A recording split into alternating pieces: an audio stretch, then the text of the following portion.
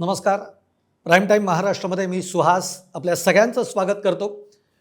5 जुलैला राज ठाकरे आणि उद्धव ठाकरे हे मराठीच्या मुद्द्यावर एकत्र आले वरळी डोममध्ये. आणि तेव्हाच असं वाटलं की तब्बल 20 वर्षानंतर हे दोन भाऊ एकत्र येत आहेत. याचा अर्थ आता पुढच्या काळात सुद्धा राजकीयदृष्ट्या हे दोघं एकत्र येतील याची चर्चा देखील महाराष्ट्रभर सुरू झाली. अर्थात मध्ये बराच काळ गेला, बराच वेळ गेला, कोणीच काही बोलेना. अनेक तज्ज्ञ विश्लेषक असंही म्हणत होते की हे मराठीच्या मुद्द्यावर एकत्र आलेत पण राजकीयदृष्ट्या हे एकत्र येतील असं अजिबात नाही. पण प्राईम टाईम महाराष्ट्र सातत्याने एक गोष्ट म्हणत होता की हे दोन भाऊ राजकीयदृष्ट्या एकत्र येतील आणि दोन्ही पक्ष म्हणजे शिवसेना ठाकरे गट आणि मनसे एकत्र येऊन निवडणुका लढवतील. आणि आज ही गोष्ट सत्यात उतरताना आपल्याला बघायला मिळतीये. अजूनही दोघांकडनं घोषणा झालेली नाही आहे, तो सस्पेन्स त्यांनी कायम ठेवलाय. पण आता सस्पेन्सही संपेल म्हणजे हे दोघं आता युतीची घोषणा करणार आहेत. ती कधी करणार आहेत ही तारीख जी आम्हाला कळली आहे ती मी तुम्हाला या व्हिडिओतनं सांगणार आहे. त्यानंतर या तारखेमध्ये 9 आकड्याचा सस्पेन्स काय आहे हेही मी तुम्हाला या व्हिडिओतनं सांगणार आहे. आणि त्याचबरोबर या दोन भावांनी काय ठरवलंय म्हणजे कोणत्या महापालिका हे दोघं एकत्र लढवणार आहेत हे सुद्धा मी तुम्हाला या व्हिडिओमधनं सांगणार आहे. तेव्हा व्हिडिओ शेवटपर्यंत बघा. तुम्हाला व्हिडिओ आवडला तर लाईक करा, शेअर करा, आमचं चॅनल अर्थातच सबस्क्राईब करायला विसरू नका. आणि तुमच्या कमेंट्स 9 तारखेचं सस्पेन्स त्याबद्दलची तुमची कमेंट आणि दोन भाऊ आता एकत्र राजकीयदृष्ट्या जी घोषणा करणार आहेत लवकरच त्या बाबतीत तुम्हाला सुद्धा काय वाटतं हे जरूर कळवा. तेव्हा व्हिडिओ शेवटपर्यंत बघा. तर मंडळी, मी जसं म्हटलं आता दोन भाऊ राजकीयदृष्ट्या मैदानामध्ये उतरतायत. हे जवळपास नाही, निश्चितच झालेलं आहे. आता फक्त घोषणा व्हायची बाकी आहे. संजय राऊत असं म्हणाले 2 दिवसापूर्वी की येत्या 4-5 दिवसामध्ये घोषणा होईल. त्यानंतर मनसेचे बाळा नांदगावकर म्हणालेत येत्या 2-3 दिवसामध्ये घोषणा होईल. पण मग नेमकी घोषणा कधी होणार आहे? कारण आता वेळ फार राहिलेला नाही आहे. निवडणुका महापालिकेच्या 15 जानेवारीला होणार आहे. 16 जानेवारीला तर सगळं चित्र स्पष्ट होईल. त्यामुळे अवधी आता फार कमी राहिला आहे. अगदी 1 महिनाच अवधी राहिलेला आहे. 1 महिन्यापेक्षा 1 दिवस कमीच राहिला आहे असं मी म्हणेन. त्यामुळे आता या दोघांनाही घाई केली पाहिजे. मग आता युतीची घोषणा हे दोघं कधी करतायत? तर हे दोघं युतीची घोषणा तर करतातच आहेत आणि अत्यंत ग्रँड इव्हेंट करत हे दोघं युतीची घोषणा करणार आहेत. म्हणजे वरळी डोममध्ये ज्या पद्धतीने हे दोघं एकत्र आले होते जेव्हा तो जो इव्हेंट होता की त्याच्यामध्ये प्रकाश योजनेचा एक खेळ, त्याच्यानंतर बॅकड्रॉपचा खेळ, त्यानंतर संगीत, म्युझिक आणि या दोघांचे त्याच्यावर एंट्री, हा ज्या पद्धतीने तिथे या दोघांच्या एकीकरणाचा जो काही एक इव्हेंट आपण बघितलेला आहे तशाच पद्धतीने आता युतीची घोषणा सुद्धा ही अत्यंत ग्रँड लेवलवर होणार आहे हे निश्चित. मग आता तुम्ही म्हणाल सांगून टाका की लवकर की युती कधी होती आहे, त्याची घोषणा ते कधी करतायत? तर मित्र हो, त्याची घोषणा ते उद्याच म्हणजे आज आहे 17 तारीख, उद्या आहे 18 डिसेंबर आणि 18 डिसेंबरला हे दोघं युतीची घोषणा करण्याची शक्यता आहे. आणि या बाबतीतली माहिती ही आपल्याला मनसेच्या गोटातनंच कळलेली आहे की 18 डिसेंबरला आम्ही युतीची घोषणा करतो आहोत. आता 18 डिसेंबरच काय? ह्याच्यामध्ये फार इंटरेस्टिंग मुद्दा आहे, तो आपण बघूयात. 9 आकड्याची गंमत आहे. ती 9 आकड्याची गंमत नेमकी काय आहे? तो 9 आकडा लकी कोणाला आहे तेही आपण बघणार आहोत. पण तत्पूर्वी तुमची उत्सुकता ही असेल की आता हे दोघं एकत्र येत आहेत तर मुंबई महापालिकेपुरते एकत्र येत आहेत की आणखीन महापालिका किंवा महाराष्ट्रातल्या सगळ्या महापालिका ते एकत्र लढवणार आहेत तेही आपण टप्प्याटप्प्याने जाणून घेऊयात. ती सुद्धा खूप इंटरेस्टिंग माहिती आहे. ते म्हणजे एक लक्षात घ्या, मुंबई महापालिकेवर काहीही झालं, हुक और क्रुक, सत्ता ही ठाकरे बंधूंची त्यांना आणायचीच आहे. कारण आत्तापर्यंत गेली 30 वर्ष मुंबई महापालिकेवर ठाकरेंची सत्ता राहिलेली आहे. आणि आता मात्र आव्हान जे आहे ते खूप मोठं आहे. पुलाखालनं बरंच पाणी वाहून गेलेलं आहे. शिवसेनेचे दोन शिवसेना झालेल्या आहेत. एकनाथ शिंदेंच्या शिवसेनेचं एक मोठं आव्हान उद्धव ठाकरेंच्या समोर आहे.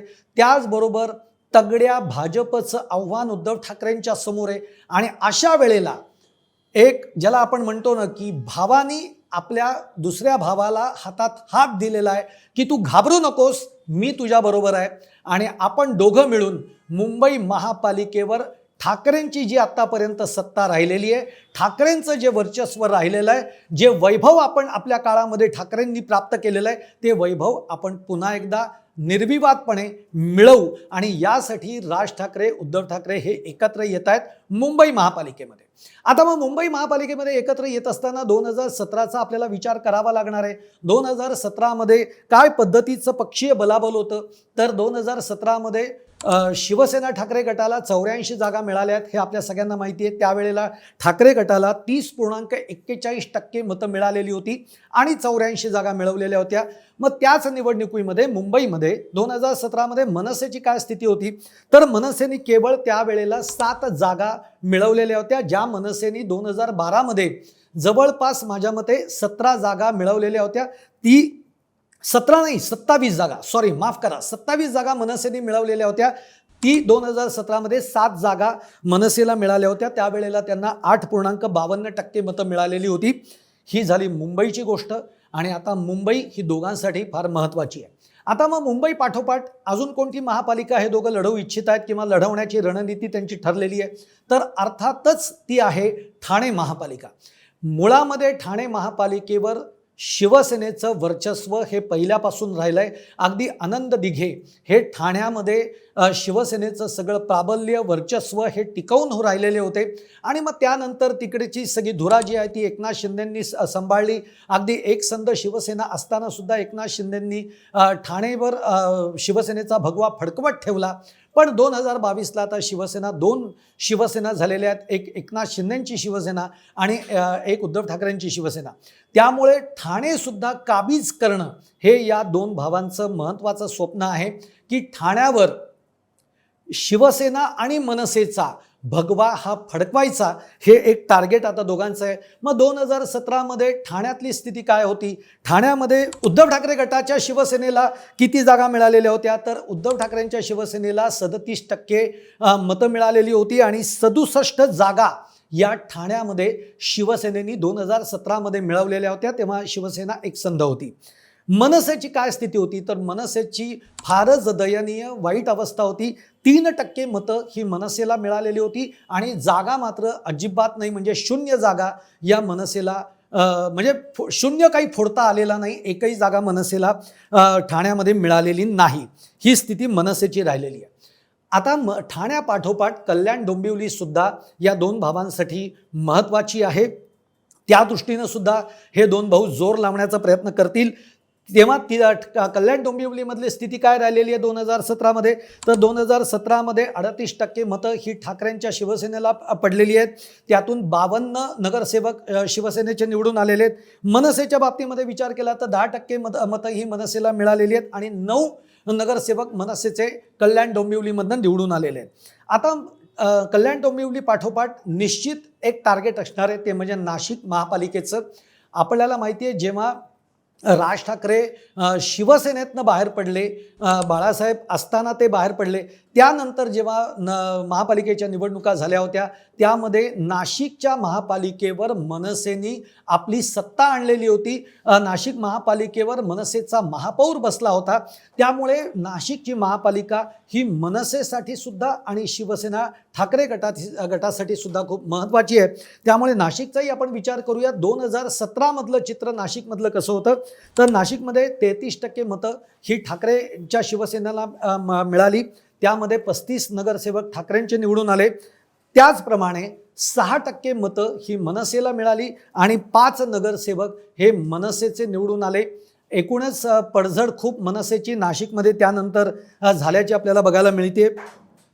आता नाशिक पाठोपाठ पुणे देखील एक महत्त्वाचं शहर आहे. या शहराची महापालिकेवर आपला झेंडा फडकवणं हे प्रत्येकाचं स्वप्न असतं. त्याप्रमाणे पुण्याच्या मैदानामध्ये सुद्धा राज ठाकरे, उद्धव ठाकरे हे उतरू शकतात, कारण पुण्यामध्ये शिवसेनेनी ताकद आपली वाढवलेली होती मधल्या काळामध्ये. पण आता चित्र वेगळं आहे. पण 2017मध्ये जर आपण विचार केला तर 14.19% मतं शिवसेना ठाकरे गटाला मिळालेली होती. त्यातून 10 नगरसेवक हे पुण्यामध्ये शिवसेनेचे निवडून आलेले होते ठाकरे गटाचे. आणि पुण्यामध्ये सुद्धा मनसेची अवस्था ही खूप कमजोर राहिलेली आहे. म्हणजे खरं तर राज ठाकरेंचं पुण्यावर प्रचंड प्रेम आहे, पण तरीही पुण्यामध्ये काही ते फार मोठा करिश्मा करू शकलेले नाहीत. 6% मतं ही पुण्यातनं मनसेला मिळाली, त्यातून फक्त 2 नगरसेवक हे मनसेचे निवडून आलेले आहेत. आता ही एकूण स्थिती आपण बघितलेली आहे की या महापालिका हे दोघं मिळून लढवू शकतात. त्या पद्धतीने त्यांची सध्या पावलं पडतायत, चर्चा चालू आहेत. दोन्ही पक्षांकडनं बैठकांचं सत्र सुरू आहे. बैठका आता अंतिम टप्प्यात आलेल्या आहेत. या आज उद्यामध्ये महत्त्वपूर्ण बैठका संपून जातील आणि युतीची घोषणा मी जसं म्हणलं ते 18 डिसेंबरला म्हणजे उद्याच करण्याची शक्यता ही दाट आहे आणि ही माहिती आपल्याला खात्रीलायक सूत्रांकडनं कळालेली आहे. आता उद्याच का? एक तर वेळ कमी आहे, त्यामुळे आज उद्या ते करावंच लागणार आहे. मग अशा वेळेला 18 डिसेंबर ही तारीख फार महत्त्वाची आहे, कारण याच्यामध्ये एक 9च्या आकड्याचा एक खेळ आहे आणि ती खरी गंमत आहे. आता 18 डिसेंबर म्हणजे 18 म्हटल्यानंतर 18ची टोटल किती येते? 8 + 1 9. म्हणून मी म्हणलं 9 आकडा फार इंटरेस्टिंग आहे. 9 आकड्याचा खेळ फार महत्त्वाचा आहे आणि तो कोणासाठी आहे? तर तो राज ठाकरेंसाठी फार महत्त्वाचा आहे. आत्तापर्यंत राज ठाकरेंनी जे काही निर्णय घेतलेले आहेत ते 9 आकड्याला घेऊनच घेतलेले आहेत. थोडक्यात जर तुम्हाला सांगायचं झालं तर शिवसेनेचं नेतेपद हे जेव्हा राज ठाकरेंनी सोडलं 2005 मध्ये, तेव्हा तारीख होती 27 डिसेंबर. 27 डिसेंबर म्हणजे 2 + 7 = 9, म्हणजे इथे सुद्धा 9 आकडा आहे. त्यानंतर राज ठाकरेंनी शिवसेना सोडली ती 2006 मध्ये. त्या दिवशी तारीख होती 18 जानेवारी. 18 जानेवारी म्हणजे 1 + 8 = 9, म्हणजे इथे सुद्धा 9 आकड्याचा करिश्मा आहे. मनसे पक्षाची स्थापना राज ठाकरेंनी केली, ते साल होतं 2006 आणि तारीख होती 9 मार्च, म्हणजे 9 आकडाच होता. आणि त्यानंतर टेलिकॉम कंपनीला मराठीमध्ये सर्व्हिस द्या अशा पद्धतीचे जे आदेश राज ठाकरेंनी दिलेले होते, ती सुद्धा तारीख होती 27 फेब्रुवारी 2010. 27 म्हणजे 2 + 7 = 9, म्हणजे इथेही 9 आकडा महत्त्वाचा. आणि त्याही नंतर राज ठाकरेंच्या लग्नाचा मुहूर्त जो आहे त्या मुहूर्ताची टोटल सुद्धा 9च येते. तो मुहूर्त होता 12:51. 12:51 म्हणजे 1 + 2 + 5 + 1 = 9. आणि म्हणून मी म्हटलं की 9 आकड्याची खरी गंमत फार महत्त्वाची आहे. 9 आकडा हा राज ठाकरेंसाठी खूप लकी मानला जातोय. आता राज ठाकरे बऱ्याच वर्षानंतर आपल्या सख्या चुलत भावाबरोबर राजकीय समीकरण जुळवतायत, त्यामुळे त्यांच्या दृष्टीनं तारीख ही महत्त्वाची असणार आहे.